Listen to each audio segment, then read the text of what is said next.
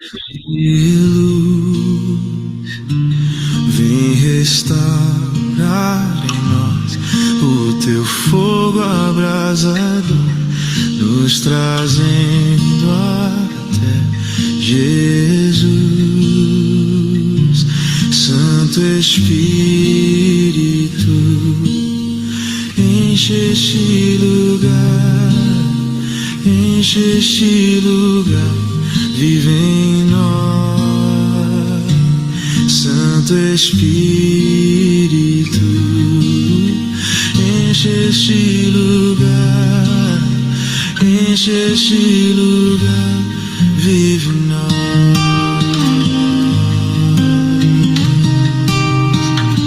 Vive em nós.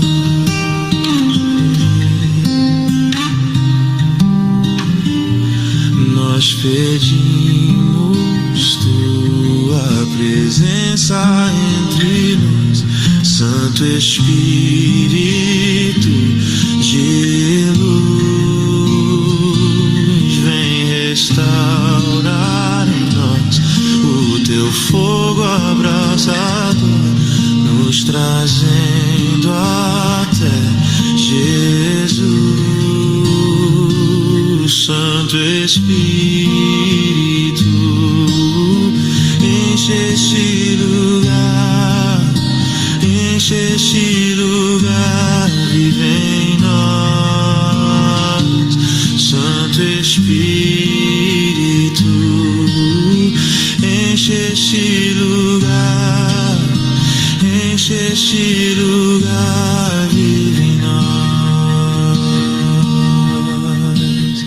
Venha a nós o teu reino, seja feito o teu querer. Tua unção, tua bênção, nós queremos receber. Venha a nós o teu reino, seja feito o teu querer. Tua unção, tua bênção, nós queremos receber. Venha a nós o teu reino, seja feito o teu querer. Tua unção, tua bênção, nós queremos receber. Venha a nós o teu reino, seja feito o teu querer. Tua unção, tua bênção, nós queremos receber. Santo Espírito, enche este lugar, enche este lugar, Jesus. Santo Espírito, enche este lugar, enche este lugar, vive em nós. Enche este lugar, enche este lugar, vive em nós.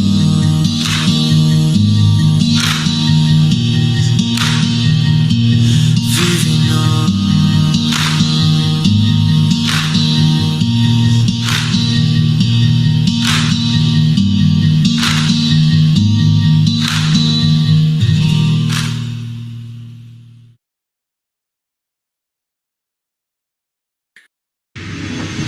Pues estar siempre delante de cámaras, estar detrás, siempre había sentido que...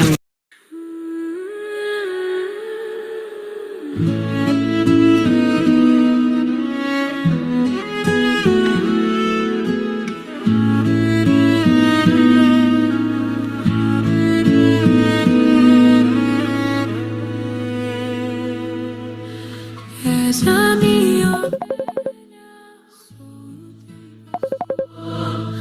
te criei do barro, sou teu escultor.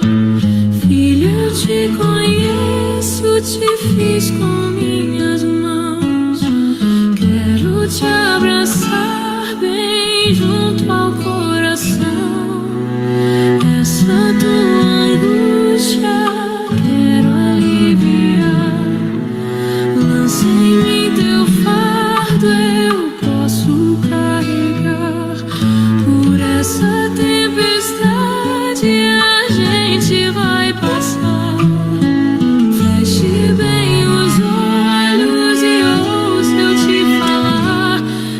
te amo tanto, eu te amo tanto, filha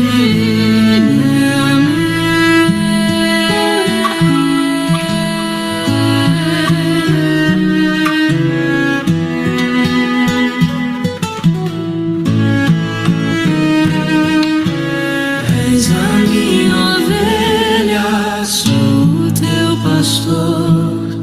Te criei do barro, sou teu escultor. Filho, eu te conheço, te fiz com minhas mãos. Quero te abraçar bem junto ao coração. Essa tua angústia quero aliviar. Lança em mim teu fardo, eu posso carregar. Por essa tempestade a gente vai passar. Feche bem os olhos e ouça eu te falar. Eu te amo tanto, tanto. Eu te amo tanto, filho meu.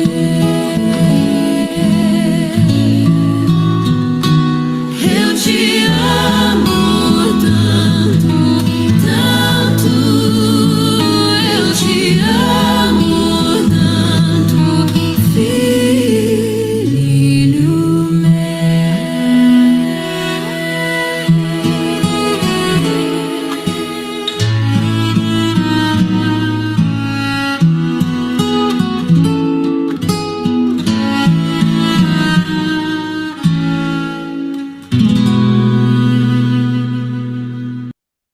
Amém, amém. Feliz sábado. Eu te amo, minha irmã. Eu te amo, meu irmão. Bom dia, feliz sábado. Sejam todos muito bem-vindos aqui ao nosso estudo de Daniel e Apocalipse. Estamos aqui com o professor Corajo, que irá ministrar o estudo, mas neste momento vamos dar início aqui com uma oração. Eu peço aqui a Manazena, que está aqui, pode nos levar em oração, por favor, convidado à presença do Espírito Santo, que o Espírito Santo possa trazer os seus filhos e as suas filhas, para que juntos possamos aprender aqui sobre a palavra do Senhor. Amém? Amém, amém, amém. Feliz sábado, meus queridos irmãos. Vamos orar. Querido Deus, Pai Todo-Poderoso, Senhor Jeová, nosso grandioso e querido Senhor. Muito obrigada, Senhor Deus, por essa oportunidade, Pai, de estar aqui, Pai, como irmãos, Pai, para buscar a Tua presença, com o nosso querido, irmão Corajo, nosso professor Corajo, que vai nos instruir, Pai, através do Senhor. Pai, te pedimos em nome do Senhor Jesus que o Senhor utilize, Pai, que o Senhor use mais uma vez, Pai, para a Tua honra e a Tua glória, Pai. O capacite, Pai, e o ajude, Pai, que tudo que seja falado, pensado, seja para a Tua honra e a Tua glória, para o nosso benefício, Pai, para que possamos cada dia mais crescer em Cristo, Senhor. Obrigada, Deus, por este santo sábado. Continue conosco neste sábado, Pai. Nos dê capacidade para servir e ajudar o nosso próximo, para ser uma grande bênção, Pai. Até que o Senhor venha, Pai. Te pedimos e te agradecemos, em nome do Senhor Jesus Cristo. Amém. Amém. Amém, amém. Obrigada, Manazena. Quão bom e suave que os irmãos vivam em união. E eu peço neste momento que a Mana Melina partilhe o louvor de entrada, por favor, minha querida. Amém. Bom dia, professor Coragem.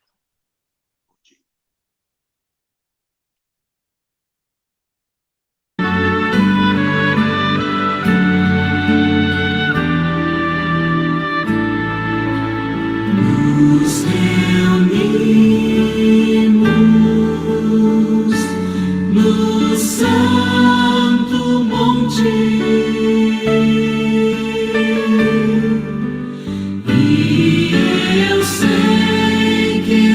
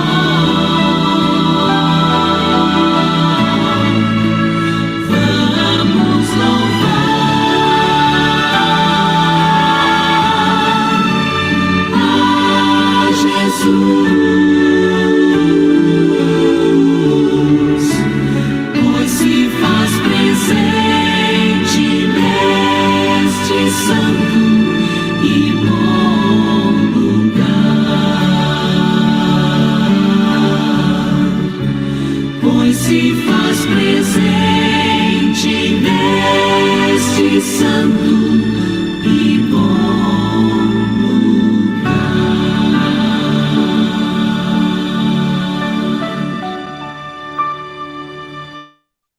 Amém, amém. Obrigada, Melina. Obrigada. Bom dia a todos aqueles que chegaram pela primeira vez. Sejam todos bem-vindos. Estamos aqui todos os sábados estudando com o professor Coragem.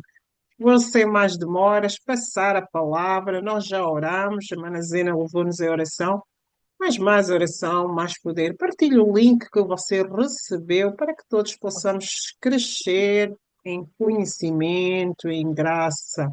Amém? Olá, Professor Coragem. eu quero agradecer a presença de todos. Eu tenho um pouco costume, vocês já observaram, né? Procuro deixar que Deus fale. Então, eu não tenho amor às minhas opiniões, eu sou leigo igual você. O que eu gosto é de Bíblia. Então, se Estela me chamar para estudar a Bíblia 3 horas da manhã, eu estou lá. Eu quero agradecer a presença do Arthur. O Arthur é um amigo que foi apresentado para mim por outro amigo chamado José.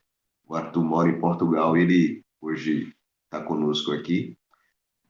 Eu vi que Zena já orou, eu vou fazer uma oração curtinha, não porque eu não fui abençoado com a oração de Zena, não é isso. É porque hoje eu realmente preciso que vocês orem por mim. Vocês vão entender quando nós começarmos a estudar, né? Já recapitular. Então, sem mais delongas, né? Fazer uma oração curtinha. Fecha seus olhos. Espírito Santo de Deus, obrigado, Senhor, por tuas bênçãos. Zena já orou, pedindo a tua iluminação.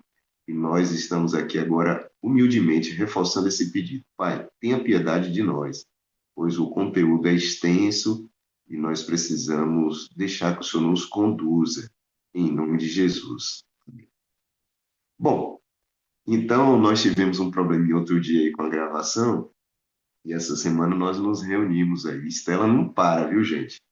E ela marcou, e eu marquei com ela, e nós estudamos na quinta-feira à noite. Então, esse vídeo está gravado sobre a última parte da parte histórica do livro de Daniel. Então, Daniel se divide em duas partes, né? A parte histórica, nós já vimos, eu não vou recapitular, não, porque a ideia é justamente nós avançarmos para o que nós precisamos entender hoje. E a parte profética começa a partir do capítulo 7. Eu tenho uma pequena introdução, espero que seja realmente pequena, porque toda vez que nós vamos falar desses títulos de Cristo, dessas funções, então é interessante que a gente faça uma recapitulação. E Estela, eu já posso projetar alguma coisa aqui na tela? Eu já quero projetar aqui alguns detalhes. Vocês sabem, minhas figuras todas são públicas. O material que foi desenvolvido por nós também nós vamos disponibilizar a partir da parte profética. Então, nós temos materiais, né? Então, Daniel capítulo 2, há um material, se você quiser, nós vamos te enviar, pode pedir Estela pelo canal, do jeito que você quiser. O material é público, não é meu, é de Deus, nós só fizemos algumas coisinhas ali para facilitar o entendimento. Então, como eu disse para vocês, é um leigo explicando para os outros leigos. Então, tem a facilidade que eu mais ou menos entendo quais são as suas dúvidas, né? Bom, e a vantagem é que justamente, por misericórdia de Deus, nós nos mantemos fiéis àquilo que está escrito. Então, não há interesse nosso de fugir do que está escrito. Bom, onde está aqui meu material? Vamos lá, Coragem. Deixa eu abrir aqui. Pronto. Agora vai aparecer para vocês aí.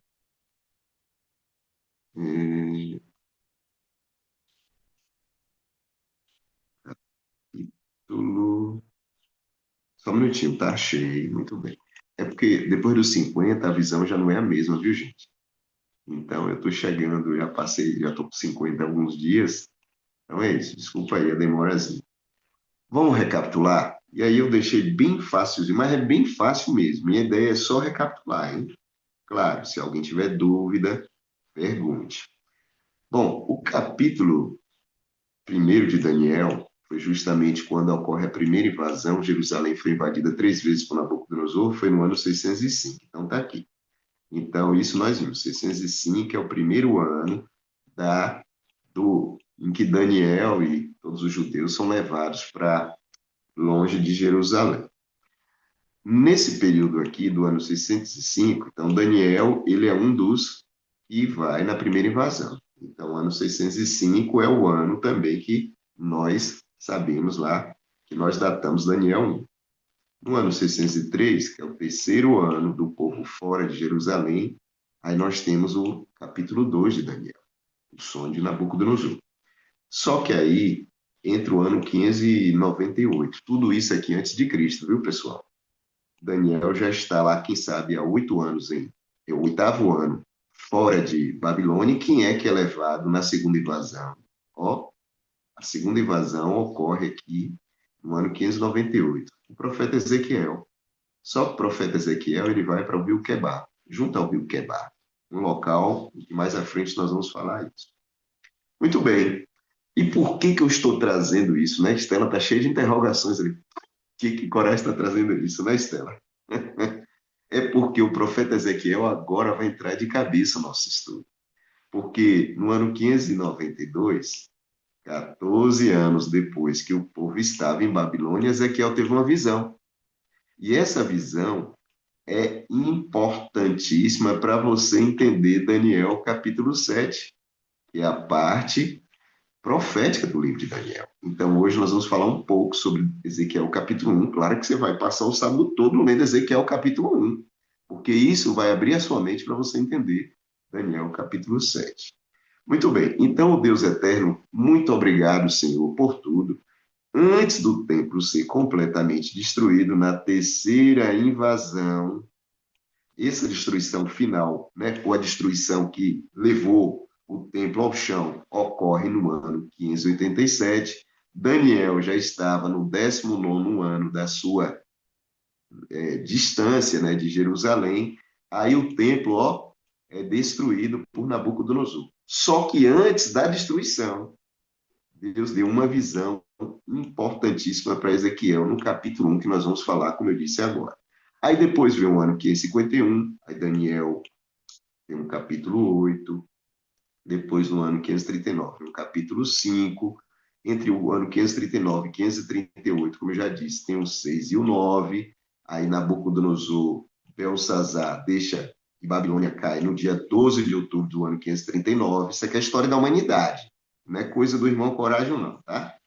Aí no ano 537, Ciro chega ao poder porque nosso amigo Dário faleceu, e aí é o período, ali ainda nos dias de Dário, que Daniel vai para a cova, vocês conhecem a história, mas Deus impressiona o coração e a mente de Ciro, e ele toma a decisão de libertar o povo de Deus, que volta para Jerusalém, e nós estudamos isso, que no ano 537, eles lá no 7º mês chegaram, no ano 536, ó Estela, no ano 70, acabou os 70 anos. Por que foram 70 anos? Nós estudamos, porque eles deixaram de observar pelo menos os anos sabáticos. Outras coisas eles não observavam quase nada, mas aí Deus permitiu que eles ficassem 70 anos longe da terra em que eles receberam de presente de Deus, para que eles entendessem a importância de ser fiéis a Deus. Ponto. Isso você vai assistir no vídeo anterior.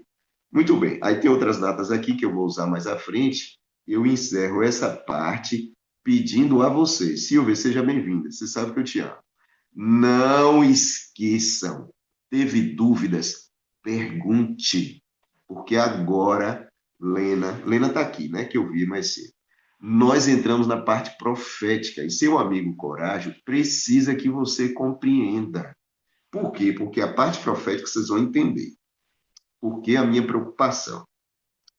Muito bem, então nós estamos aqui nessa situação, e aí agora percebam que Deus teve uma misericórdia muito grande do seu povo, porque antes de apresentar o capítulo 7, e aí eu já projeto outra cena para vocês, que é essa daqui, ó. Vamos deixar maior. Presta atenção, né? Hoje tem muito material, tá? A parte profética tem essa situação aí, mas eu sei que vocês vão gostar. Bom, então observe bem. O que eu estou tentando explicar para os senhores? Estou tentando explicar que no ano 603, Deus deu a Daniel a visão do sonho de Nabucodonosor, que representava o início e os fins das nações. Aqui nós temos a estátua do capítulo 2, nós já estudamos, Estela. Está aí gravado em algum momento. E essa estátua, ela será destruída por uma rocha. A rocha vai cair na parte final aqui dos reinos humanos, e essa rocha representa a volta do nosso Senhor e Salvador Jesus Cristo com todos os anjos dos céus. Em que ano que Deus deu essa visão a Daniel, que foi um sonho Nabucodonosor? No ano 603. Bom, entre o ano 603 e o ano 553, nós temos 50 anos.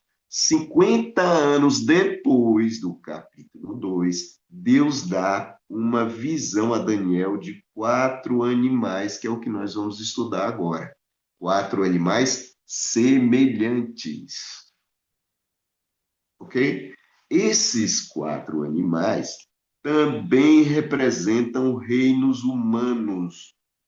Estão, assim como na estátua do capítulo 2, aqui, claro, se são os humanos, faz parte da nossa, digamos assim, nós precisamos estudar isso.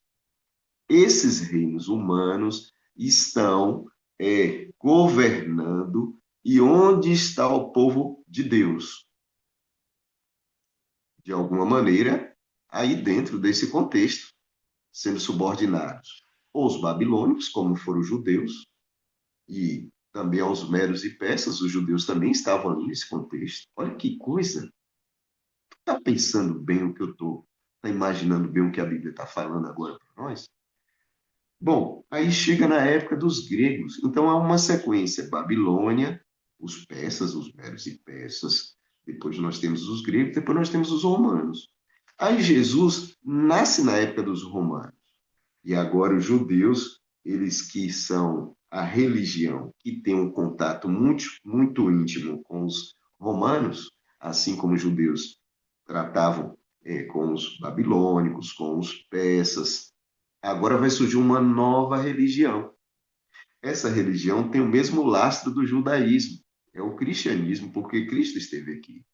Então agora o povo de Deus, os judeus, eles são perseguidos pelas nações anteriores, e agora o cristianismo será também perseguido por essas nações. Então, Deus mostra aqui no capítulo 2 os reinos humanos, e a solução é externa.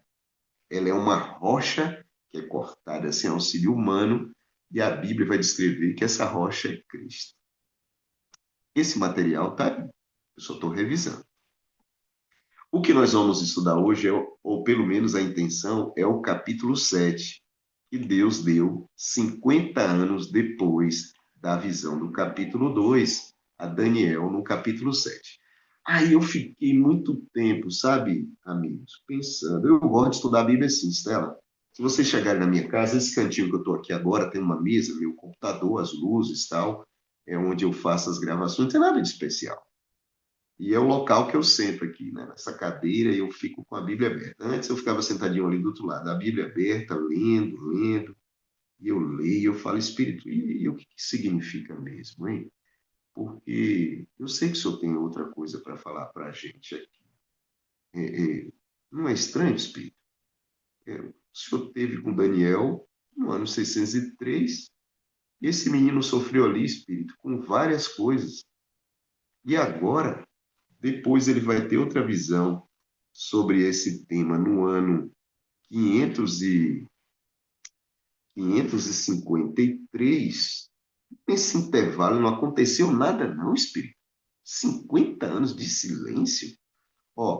Nesse intervalo, vocês sabem, nós temos Daniel 2, né? Depois de Daniel 2, nós temos o que aconteceu ali com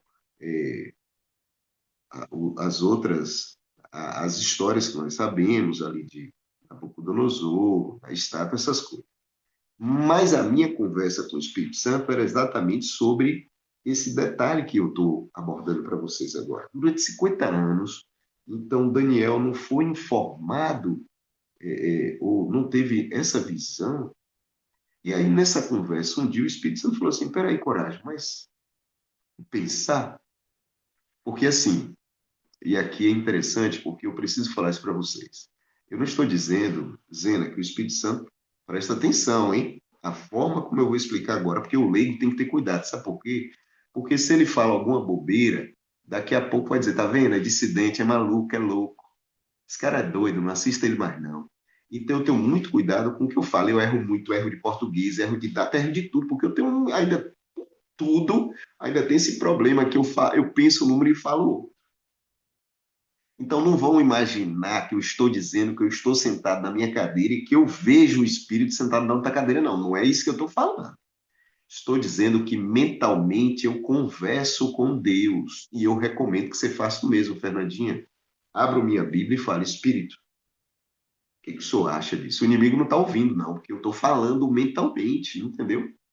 Eu nem deveria revelar essas coisas, né? Mas eu não preciso ter medo do inimigo, que eu tenho no meu lado o Espírito Santo.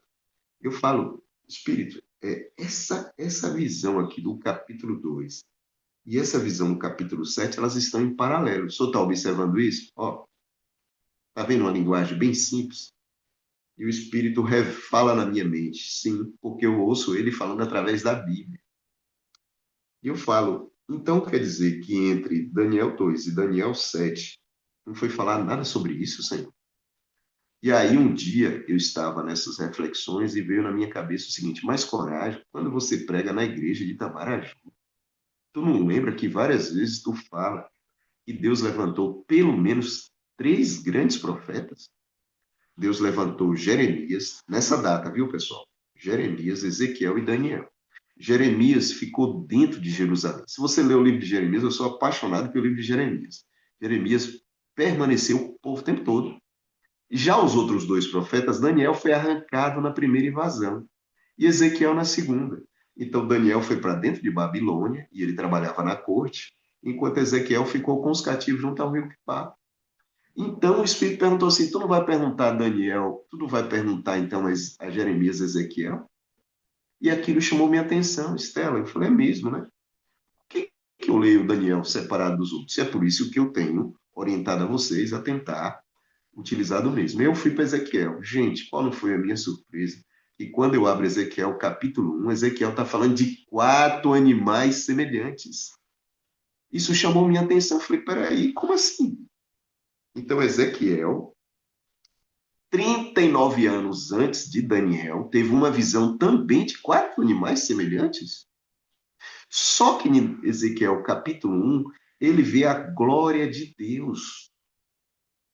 Olha, Arthur, que coisa forte. Em Daniel capítulo 7, Daniel vê a glória dos homens.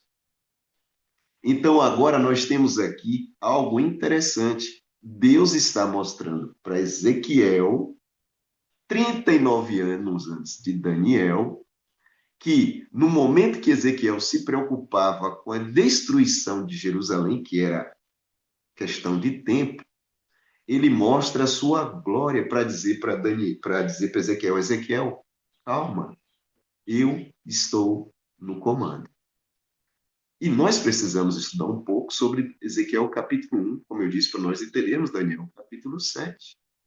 Então, na hora que Deus mostra para Ezequiel a sua glória, Ezequiel, sabe, ele tem a sua fé renovada e ele entende que Deus está no comando. Quando Deus mostra para Daniel, capítulo 7, tem alguns versículos ali no meio que diz para mim, para você que falou para Daniel, calma, eu estou no controle. Ezequiel, capítulo 1, a glória de Deus e como Deus toma conta de tudo. Daniel, capítulo 7, como é que o inimigo ia trabalhar para tentar tirar Deus ou Jesus das suas funções importantes. Aí eu falei, bom, então se agora eu estou mais ou menos pegando essa conexão, eu preciso estudar o santuário.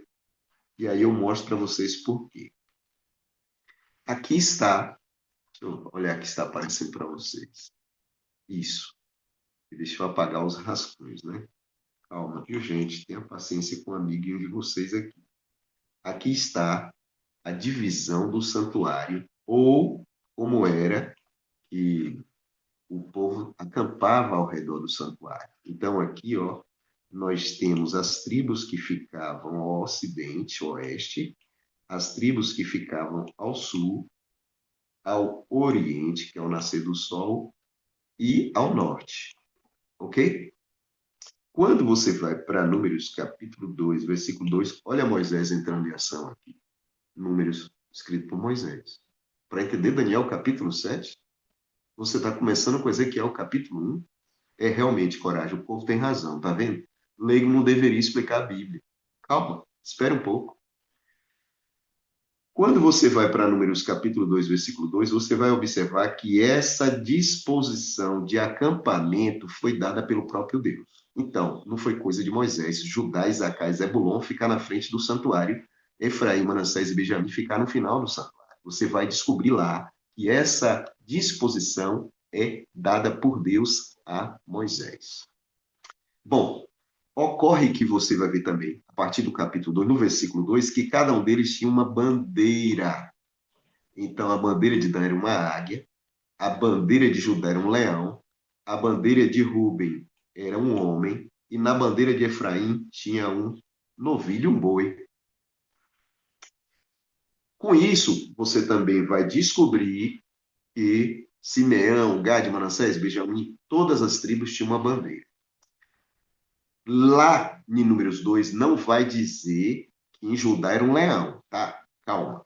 Você vai para a internet e você vai descobrir que a tradição tardia traz esses dados, a tradição judaica, né? Tardia traz esses dados como com essas referências. Mas se você tiver calma e você estudar um pouquinho ali quando Jacó abençoou seus filhos no final do livro de Gênesis, quando Moisés abençoa as tribos lá no final de Deuteronômio, você vai perceber que ali já há uma dica de mais ou menos o que seria o emblema, a bandeira ou a insígnia de cada uma dessas tribos, ok? Mas na internet você vai encontrar, porque os judeus, eles têm um cuidado muito grande com essas coisas que estão conectadas à sua tradição. E por que eu preciso consultar isso? Porque eu estou estudando a Bíblia. E ao estudar a Bíblia, naturalmente eu vou precisar conhecer isso. Agora, essas quatro tribos aí, Dan, Efraim, Ruben e Judá, elas tinham suas bandeiras, que eu já disse, que era um homem, um leão, uma águia e um touro, ou um novilho.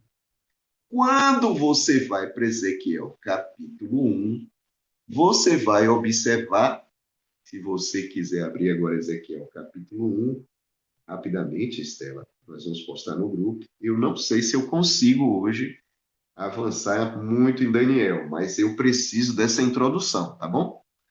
E é assim que eu explico presencialmente também. Quando eu estava nas minhas igrejas lá de Tamaraju, amo minha cidade, né? Esse ano eu não consigo dar uma passeada por lá não, Estela, mas se Deus quiser, quem sabe o ano que vem, hein? Ó, já pensou?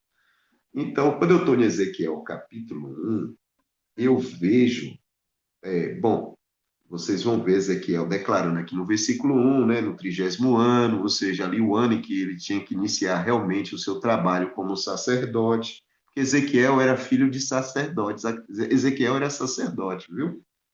Muito bem, então, no versículo 4, ele vê um vento. Estela, isso é interessante. No capítulo 7 também tem vento. Então, capítulo 1 de Ezequiel tem vento, capítulo 7 também tem vento. E aí vai dizer o seguinte, no versículo 5: e do meio dela saía a semelhança de 4 seres viventes. Então, no capítulo 7, Daniel fala para mim. Daniel me disse. Eu estava sentado nessa cadeira aqui que eu estou hoje, e eu abri a Bíblia, Daniel, capítulo 7, ela diz que saía do mar 4 animais, que eram semelhantes. E eu preciso que vocês gravem esse detalhe aí do semelhante.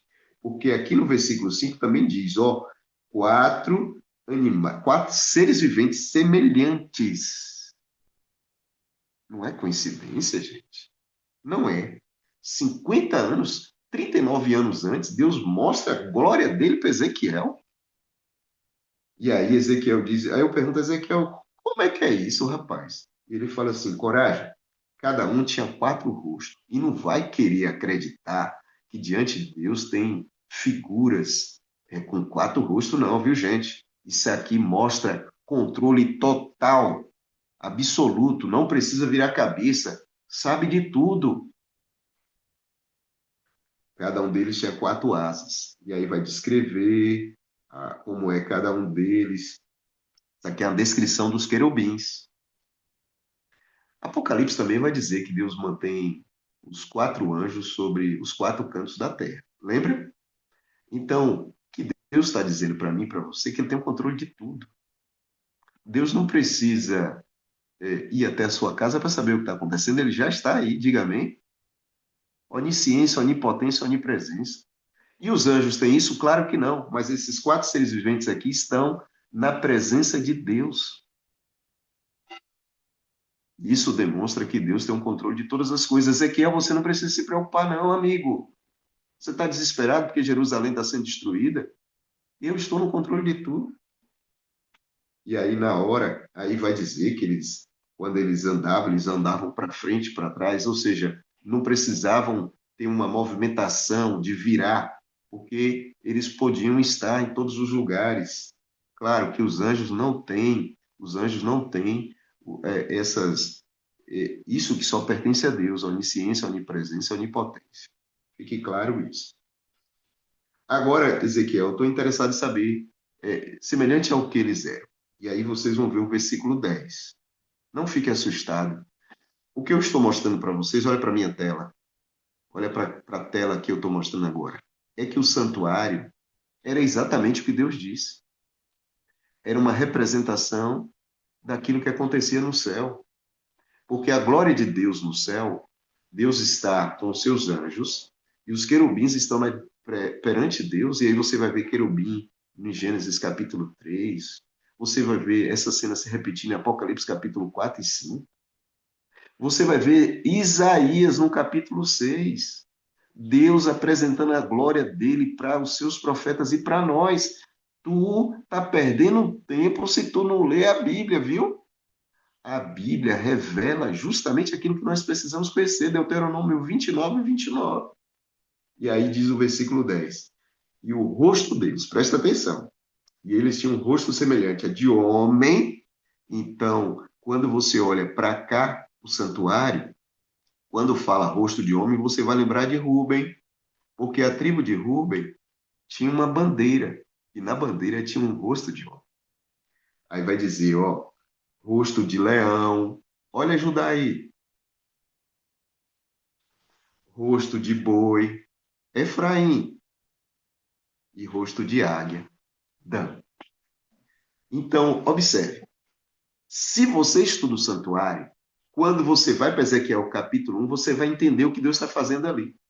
Está mostrando para Ezequiel que, apesar de toda coisa negativa que estava acontecendo, ele estava sentado no trono.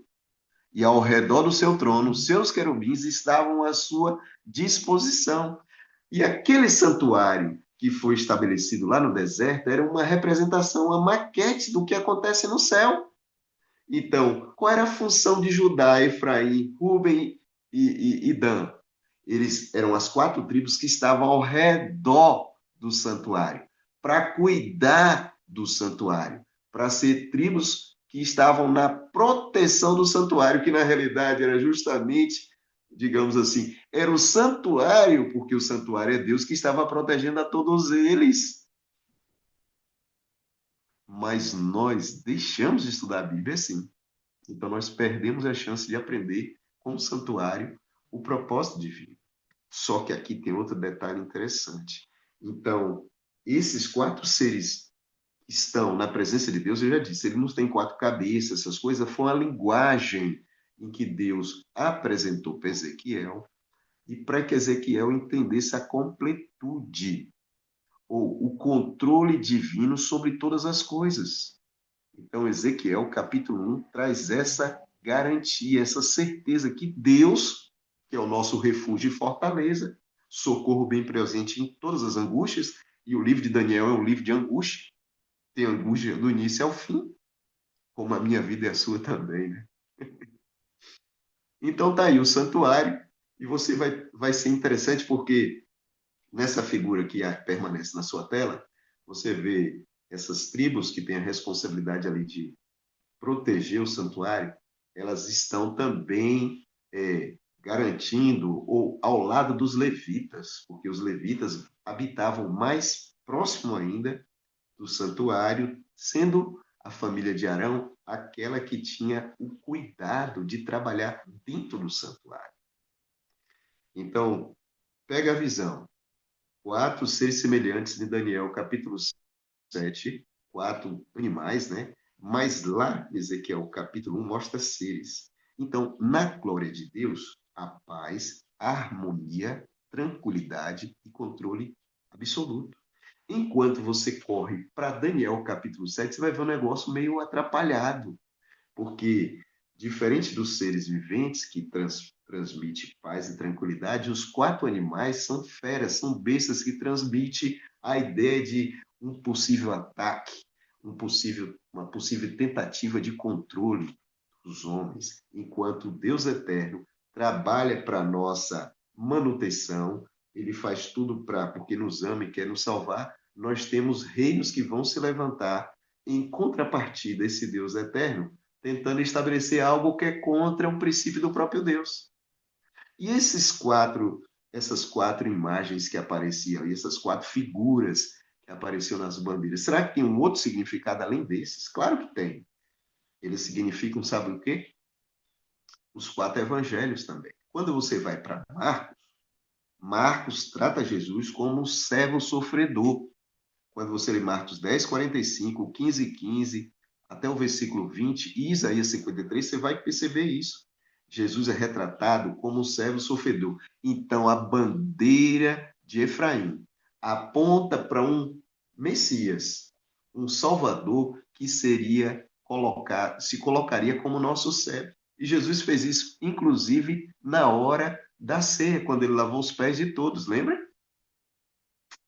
Pois é, mas também quando você vai para o Evangelho de Lucas, o Evangelho de Lucas trata Cristo como o Filho do Homem.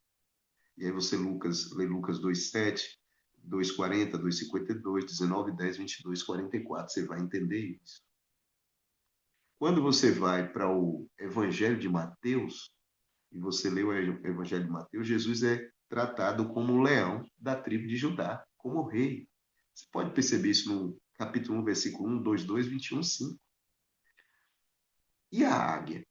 A águia, que naqueles dias era carregada pela tribo de Dan, quando você vai para o Evangelho de João, Jesus é considerado, é tratado como Deus, porque Jesus é Deus. A águia representa a divindade.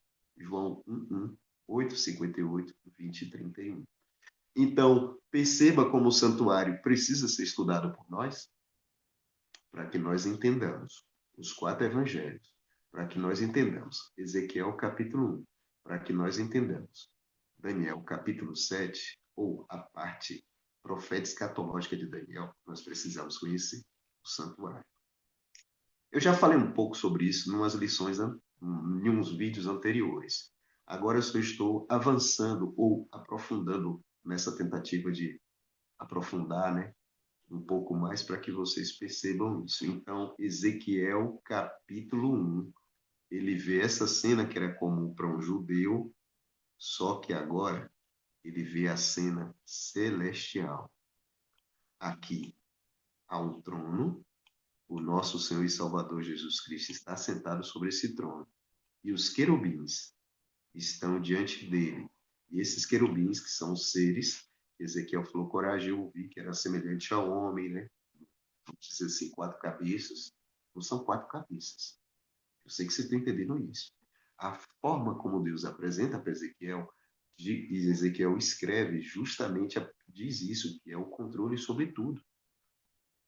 Bom, se precisar de mais alguma coisa, eu volto depois, porque agora eu preciso mudar essa tela para apresentar para vocês a outra figura ainda ligada ao santuário. Um momento. Vou mudar aqui a minha tela. Tá aqui. Estela, outra coisa que nós que vamos entrar agora na escatologia de Daniel, nós precisamos lembrar é que lá naquele santuário do deserto, nós tínhamos 3 funções que eram executadas naquela época por pessoas diferentes. A função sacerdotal, bom, se alguém tiver alguma dúvida, por favor, é só levantar a mão e perguntar, hein?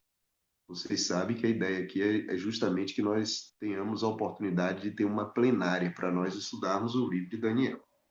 A função sacerdotal, você vai ver Eu em só, Êxodo.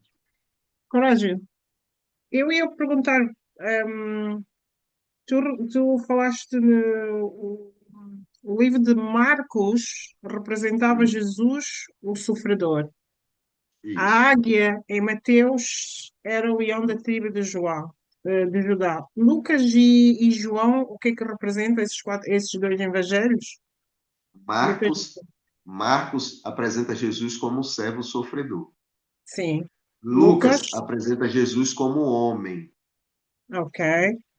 João E, apresenta Jesus como Deus, a águia. ok. E Então, Lucas, Mateus apresenta ok. Jesus como o leão da tribo de Judá, o rei. Tá bom. Eu não só tinha dúvida dos 2 últimos, Ah, Lucas e João. Obrigada. nada. Então aqui, Estela, observe. Nós temos no capítulo 28 de Êxodo, no capítulo 17 de Números, dizendo para mim que Arão foi o primeiro sumo sacerdote. Essa função de Arão representa Jesus.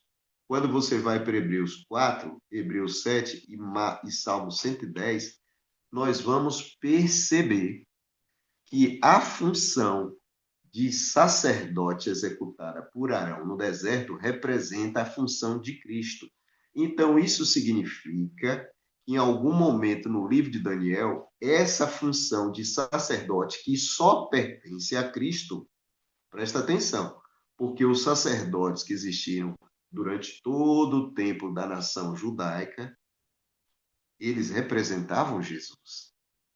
Jesus é o verdadeiro sumo sacerdote, é o verdadeiro sacerdote. Porém, a Bíblia vai descrever no livro de Daniel que na terra alguém vai se colocar na condição de sumo sacerdote. Então, durante algum período, durante um bom período, no planeta Terra, alguém se levantará contra o céu, dizendo que é o sumo sacerdote na terra, sendo que, no momento em que Cristo passa pela cruz e ele vai ao céu, ali que vocês acompanharam conosco em Atos capítulo 1, 40 dias ele fica na terra, depois ele vai ao céu. E aí, o que ocorre no Pentecoste? Jesus é entronizado como nosso, ungido como nosso sacerdote, somos sacerdote. A partir de então, o sacerdócio não é mais na terra. Se bem que a Bíblia vai dizer que nós somos sacerdócio real, nação santa, povo escolhido de Deus, está na carta de Pedro. Segundo Hebreus, nós vamos ver, vocês podem ler isso com calma, o nosso sumo sacerdote é Cristo. Na terra, não pode existir sumo sacerdote. Se existe, é uma contrafação do que Cristo está fazendo no céu. Presta atenção nesse detalhe. E aqui nós vamos avançar em Daniel com calma para entender isso. Qual é o outro ofício de Jesus? Rei. Quando você vai para 1 Samuel 8:7, você vai ver o povo pedindo a Samuel para escolher um rei igual às outras nações. E Samuel ficou muito triste, digamos assim, chateado, quem sabe, porque ele achou que o povo estava rejeitando a ele. E aí Deus fala para Samuel: Samuel, Samuel, não se preocupe, eles não estão rejeitando a você, Samuel. O rei deles sou eu, eles estão rejeitando a mim. Então, no deserto, nós tínhamos o sumo sacerdote, que era Arão, representava Jesus. Nós agora vamos ter Saul escolhido como rei, e aqui na foto seria mais ou menos, né, uma imagem que eu encontrei na internet aí do rei Davi. Então, esses homens, quando estavam nessas funções, eles eram representantes de Jesus. Presta atenção na responsabilidade que esses homens tinham diante do seu povo. Estavam representando o rei dos reis. Então, estamos descobrindo agora. Nosso sumo sacerdote é Jesus e o nosso rei é Jesus. Então, Daniel, em algum momento, apresentará um rei nessa terra que está se colocando na condição de Jesus. Percebeu? O que Daniel, capítulo 7, do capítulo 7 ao capítulo 12, vai apresentar? Um sistema que se levanta contra Deus, que coloca representantes humanos na condição de sumo sacerdote. Essa mesma pessoa, em algum momento também, ou durante o seu período de reinado, digamos assim, é considerado, né? Eu já falei, reinado, eu não quero usar a palavra ainda para não chegar, não antecipar as coisas, mas essa pessoa se apresenta como rei. Bom, então nós já temos aí 2 títulos dos 3 que pertencem a Jesus. E qual é o terceiro título? Está em Deuteronômio 34:10. Por quê? Porque Deuteronômio 34:10 vai falar que Moisés foi um grande profeta. E Moisés representava Cristo, era um tipo de Cristo. Assim como Arão também, e como os outros, os reis que deveriam ser tipo de Cristo. Claro, a maioria dos reis fizeram não a obra de Jesus, infelizmente, né? Mas eles, enquanto estavam ali, deveriam ser um tipo de Cristo. Bom, Moisés, em Deuteronômio 18:15, vai dizer que Deus levantaria um profeta maior do que ele, e as pessoas iam ouvir esse profeta. Então, o sumo sacerdote, gente, se colocava na condição de mediador. Era ele que fazia o sacrifício por si e pelo povo. Era ele que fazia o ritual contínuo, lembra? Todo dia, 9 da manhã e todo dia, 3 da tarde, fazia o sacrifício. Esse sacrifício representa de forma contínua a graça e a misericórdia de Deus para alcançar todos os povos. Todos os povos. Quando eu falo todos os povos, eu não estou dizendo uma religião ou algumas denominações. Pelo contrário, eu estou dizendo todos. Então, Jesus morre na cruz por todos. Agora eu preciso aceitar. Eu sou muçulmano e não aceito Jesus, por exemplo. É um direito meu. Eu sou budista e não acredito em Jesus. É um direito meu. Agora, o sacrifício de Cristo vai alcançar todos que quiserem. Então, eu preciso aceitar. Jesus é o verdadeiro rei. Então, nós temos Jesus é o nosso sumo sacerdote, Jesus é o nosso rei, Jesus é o verdadeiro profeta. E há uma coisa interessante que você, quando lê, por exemplo, o livro de João, capítulo 1, versículo 25, vai dizer assim, ó. Eu vou ler que eu gosto desse texto. João 1, versículo 25, vai dizer assim. E perguntaram-lhe, ou seja, os fariseus, os judeus cercaram Jesus e perguntaram assim, por que você não perguntaram a João Batista, viu, gente? Presta atenção. Ô, João, por que você batiza? É, você, por que batiza se você não é o Cristo, se você não é Elias, nem o profeta? Por que João foi perguntado assim? Porque na cabeça dos judeus, quando Moisés falou, Deus levantará um profeta, e a ele vocês vão ouvir, todo profeta que se levantou depois, as pessoas pensavam que era o profeta. Por isso que Jesus, a mulher ali que está a mulher samaritana perguntava, eu vejo que o Senhor é o profeta. Então, nesse momento, havia uma expectativa. Então, o profeta que aparecia, as pessoas falavam, será que é ele o profeta? Só que isso não é novidade na Bíblia, porque quando Deus, Jesus, esteve com Adão e Eva, ele falou para Eva, ó, da tua semente surgirá o libertador. Eu estou parafraseando. Então, todo homem que nascia, eles tinham expectativa que fosse o Messias. Foi assim com o nascimento de Abel, de Caim e Abel, né? Foi assim com o nascimento de Isaac, o próprio Moisés.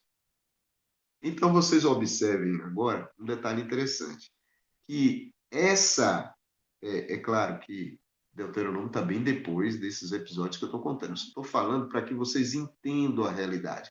a mentalidade judaica, a mentalidade dos hebreus, a expectativa que eles viviam. Então, resumidamente, Jesus é o profeta que Moisés tinha anunciado. Então, o primeiro profeta, digamos assim, naquele momento em que o santuário estava no deserto, foi Moisés. Depois nós tivemos outro.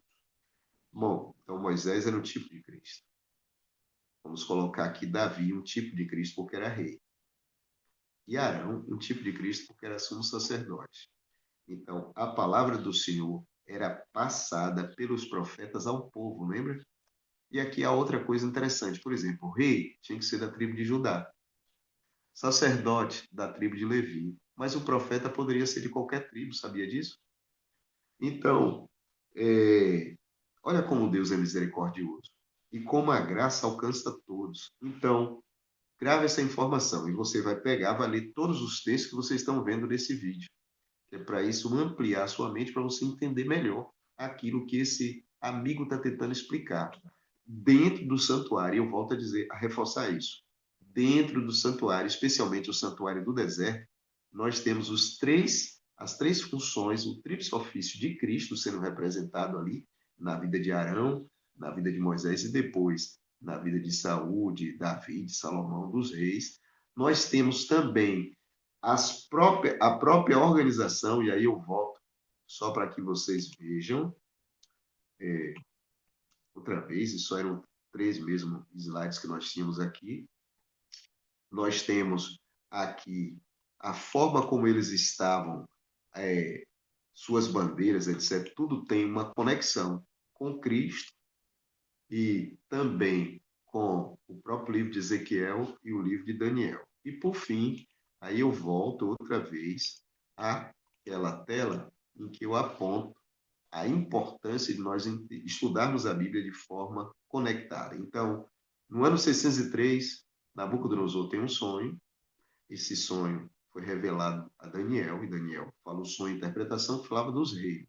Só que, antes de Deus apresentar a Daniel os reinos humanos e dar detalhes a respeito disso, ele, 39 anos antes, apresentou a Ezequiel a sua glória, assim como ele fez com Isaías e com o próprio Moisés também.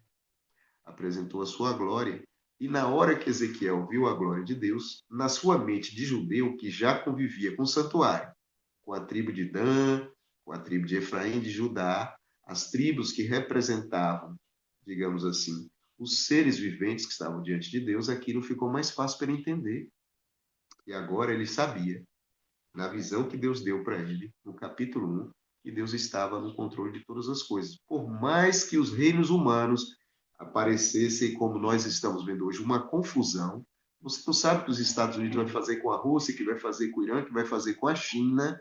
Deus está sentado no seu trono. E isso precisa confortar o meu e o seu coração também. Nós estamos vivendo em dias difíceis. Por favor, entendam a situação, o remédio para essa situação, para consolar o meu e o seu coração, Ezequiel, capítulo 1. Bom, agora eu tiro essas telas e convido a você para nós entrarmos no capítulo 7 do livro de Daniel. Antes de fazer a primeira leitura, eu já pergunto, alguém quer fazer alguma pergunta, algum comentário? Não, né? Abra a Bíblia de vocês aí em Daniel, capítulo 1. Só um detalhe interessante. Quando você abre Ezequiel para ler, você vai ver, eu disse, tem alguns paralelos. Por exemplo, o versículo 4 diz um vento que vinha do norte. Eu vou explicar mais à frente. Aí você vai lembrar norte, norte, norte. Qual é a tribo que ficava ao norte? Entendeu? Por que os ataques eram do norte? Isso nós vamos ver mais à frente. Até porque nós vamos ter, de Daniel capítulo 10 a 12, o tempo todo tratando do rei do norte contra o rei do sul. Então, o rei do norte, no caso, e aqui vai dizer isso, é justamente de onde Israel ia sofrer o ataque. E quem vai atacar é Babilônia. Então, Babilônia vem do norte. E o sul em que algumas vezes esteve aliado e outras vezes esteve na condição de inimigo, é justamente o Egito. Escatologicamente falando, ou na escatologia que nós vamos, na profecia que nós vamos estudar, nós vamos observar que em algum momento essas coisas vão permanecer com a essência, mas os nomes das nações vão mudar, ou do sistema. E é isso que nós precisamos entender. E hoje, o ataque não é de uma nação, se bem que o inimigo vai utilizar também uma nação, mas é um sistema que está por trás disso tudo e vai ser desvendado justamente por Deus através do livro de Daniel, capítulo 7. Na minha Bíblia diz assim, Estela, nós temos quantos minutos mais? Já na reta final. Então, talvez seja melhor nós deixarmos Daniel 7 para a semana que vem. Eu O que que também você acha? acho, porque a gente tem que ir para a igreja.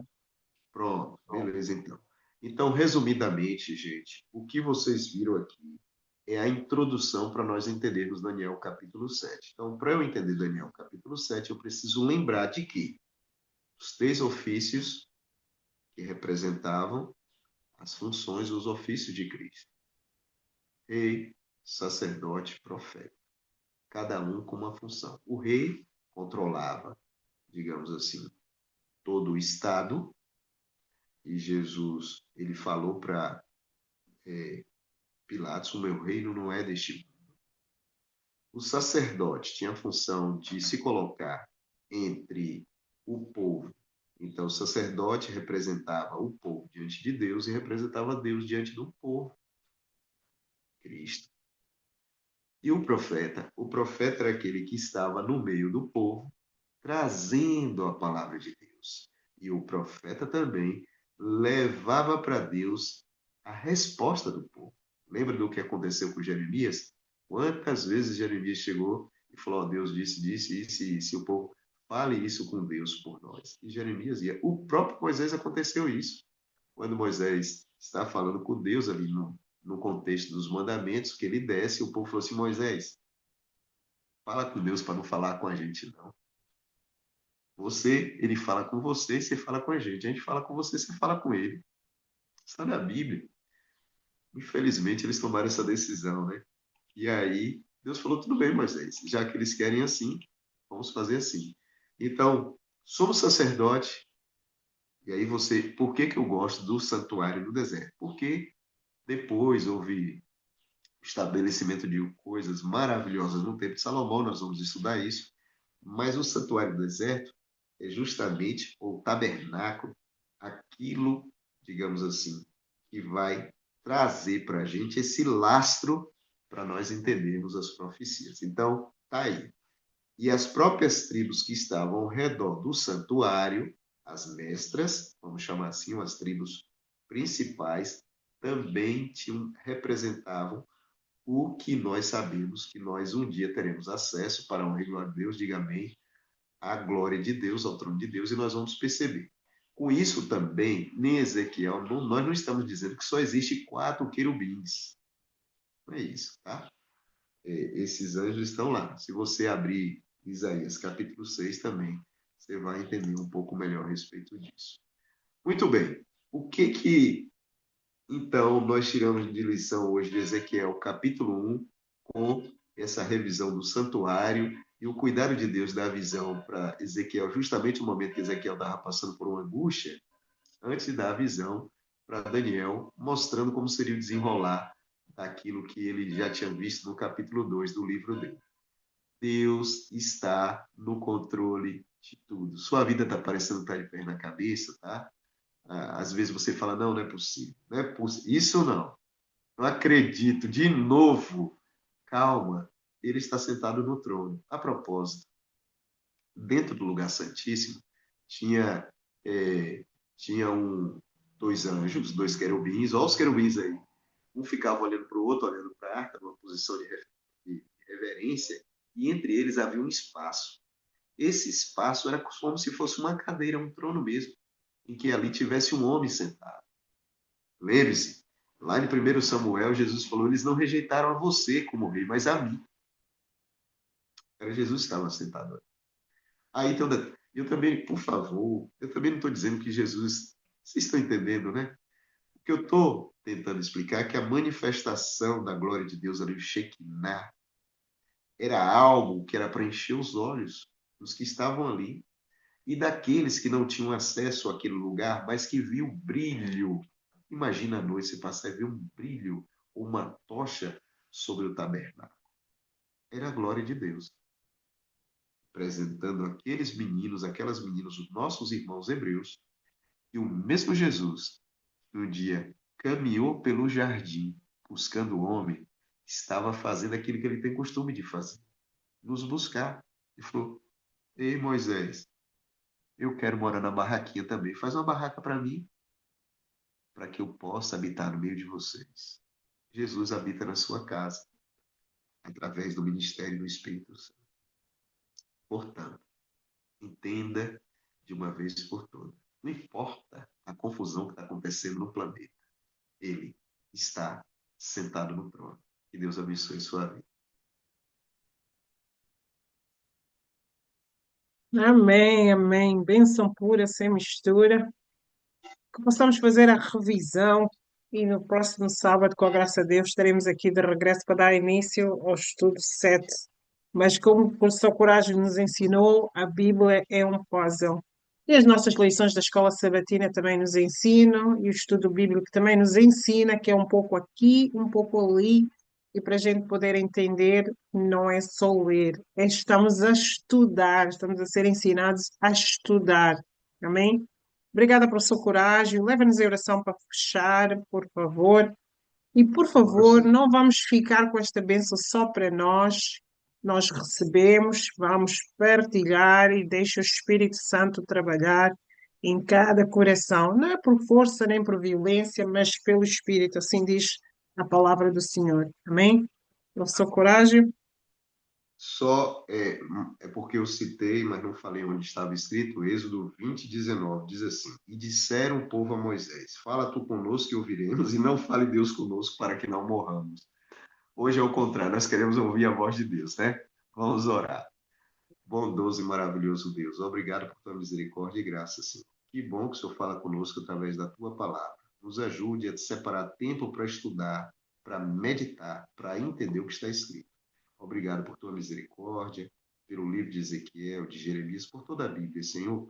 E obrigado, porque o Senhor, na tua infinita bondade e misericórdia, tem nos conduzido para entender melhor um pouco esses assuntos que são tão importantes, tão relevantes em nossos dias. Nós precisamos conhecer cada vez mais e cada vez melhor, Senhor, o conteúdo do livro de Daniel, o conteúdo do livro, da toda a tua palavra, para que possamos ter o discernimento que o Senhor deseja e o conhecimento que o Senhor deseja, conforme que está escrito em Deuteronômio 29:29, porque isso pertence a nós, aos nossos filhos, Senhor.